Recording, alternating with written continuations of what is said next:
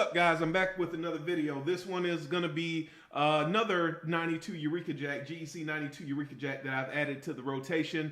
This is the one I showed you in the last video. This is the TSA Knives Antique Calico Jig Bone variant, SFO variant. This is a maroon micarta from, I believe, 2013 or 2014 that I've had for a few years now. And this is the antique golden rod camel bone, and this one was not a special factory order, as you can see here on the tube. This is just a Great Eastern cutlery production. If you're not familiar, SFOs down here will have the person that commissioned the specific pattern, the specific knife down below right here instead of Great Eastern Cutlery. So before we get into that, let me show you what I'm carrying today. This is my CRK Umnumzan, which I saw CRK posted the correct pronunciation on their Instagram. Maybe it was this week or last week. This is the Tonto version. Also did a video on this a while back. This was a used knife that I bought, and I showed you guys the process of sharpening it, etc., etc. Still like it, that 600 grit edge with that 1 micron CBN diamond spray strop.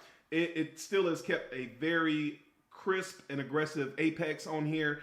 Really enjoying that. But let's get back to this. So I'm going to move these off to the side as well.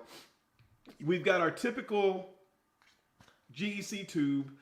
Some of the dealers put peanuts in there to make sure they don't bounce around. And there's a peanut in the bottom. You've got your regular old wax paper, the desiccant they've started to put into these tubes at Great Eastern Cutlery, and we've got the knife itself. Now, I must say, I have to give a big shout out to the retailer that I got this knife from. I reached out to Scott on Instagram, who works with Jamie, who are both in collaboration with, or should I say Jamie owns and Scott works with Jamie at JSR Sports and More. So if you guys are not familiar with that site, I would check them out. Great site, great store, great people to deal with. I reached out to Scott, and asked him for a darker version. He showed me what they had available, and this is the one I picked out of the ones that were available. He asked me to email Jamie. I emailed Jamie. Jamie got right back to me. You know, just a great transaction. But you can see here, there is a different type shield here. So no more of the hot dog shield that everybody complains about. So that's one upgrade if you look at it that way. This also has the match strike long pull. So if you look here, there are little ridges.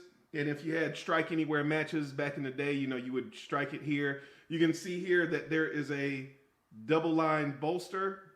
This one is not numbered like this SFO. It still has the spear blade.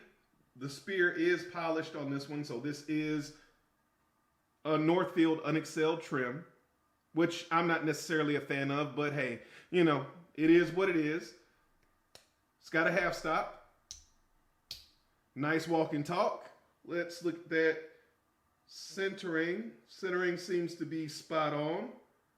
The termination of that spring seems to be very square.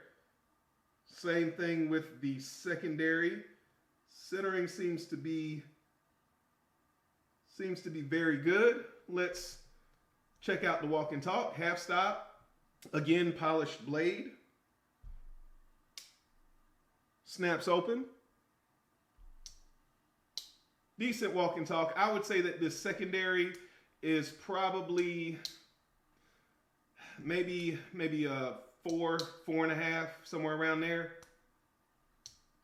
It's not too heavy. It's a little light for my liking, but I tend to like a 7 or 8. I like a lot of snap and a lot of pop. So I would say this main blade, maybe open to or closed to half stop, is about maybe a 5. And then it does pick up a little bit on that last opening from half stop to fully open. So I'd say it's maybe a 5 to the half, and then maybe a 6, 6.5 to open. So pretty nice pull. You can see here the coloration in this camel bone. I don't believe that is a crack. You guys can see there. the reflection. I think that's just the camel bone has different density than bovine cow bone, which is commonly used in traditional knives. And I think that's just the way the die was absorbed by this particular piece of bone. You can see there, the pins look very nice. This one back here is pretty much flush. Let's check our transitions. Nothing here. Nothing there. Nothing on either one of those corners, so very good transitions. Very smooth here as well. Smooth here. Smooth here. Let's look at this back spring. You can see that this one is not all steel. This one does have a brass liner. But again, it's very smooth. Everything is very flush. So just that high quality finish that you've come to expect from Great Eastern Cutlery. There's not,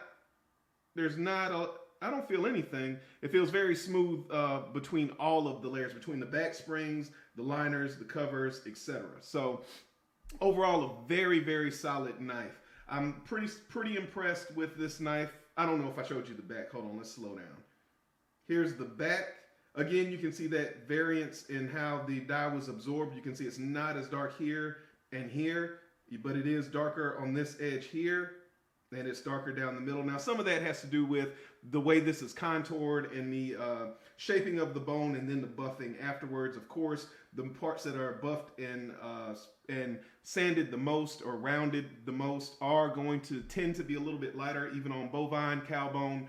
But you can see there's definitely variation even on some of those edges that were ground and polished a little bit more. Again, these pins look great.